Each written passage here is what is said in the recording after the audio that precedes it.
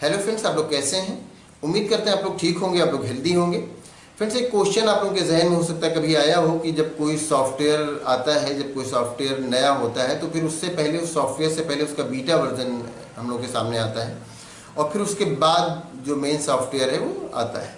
तो ये beta version क्यों आता है? तो जब कोई सॉफ्टवेयर आता है तो कंपनी सबसे पहले बीटा वर्जन से भी पहले अल्फा वर्जन रिलीज करती है। तो जो अल्फा वर्जन रिलीज करती है, तो जब कोई सॉफ्टवेयर होता है तो कंपनी उसमें चेक करती है बग, उसमें चेक करती है एरर, और उसमें चेक करती है किसी तरह का कोई डिफेक्ट कि ये चीज़ें तो नहीं आ रही हैं, कोई बग तो नहीं आ रहा है, किसी तरह कोई एरर तो नहीं है, कोई डिफेक्ट तो नहीं है। और ये जब अल्फा वर्जन आता है तो फिर जो कस्टमर उसको यूज़ करते हैं, तो फिर अगर उसमें किसी तरह का कोई बग होता है, कोई एरर होता है या कोई डिफेक्ट होता है तो वो कंपनी को रिपोर्ट करते हैं। फिर कंपनी उसको दूर करके, उस डिफेक्ट को, उस कमी को दूर करके फिर उसको बीटा वर्जन निकालती है। फिर बीटा वर्जन जब कस्टमर के सामने आता है तो फिर उसमें भी यही चेक करना रहता है कि किसी तरह का कोई बग ना हो, कोई एरर ना हो, कोई डिफेक्ट ना हो।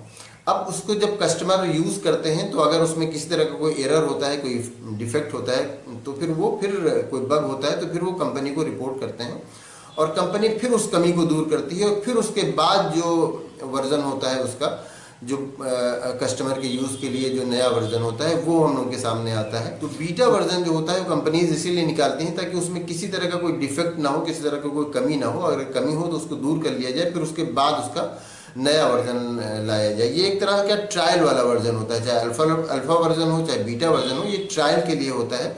अब ट्रायल करके देख लिया जाता है कि हाँ, ये इसमें किसी तरह की कोई प्रॉब्लम नहीं है और ये यूज़फुल है, तब उसको फिर मार्केट में लॉन्च किया जाता है और फिर उसका मेन वर्जन जो होता है वो हम लोग के सामने आता है।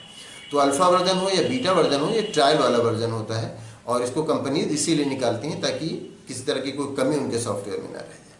तो उम्मीद करते हैं वीडियो आपके लिए इन्फॉर्मेटिव होगी। Thank you.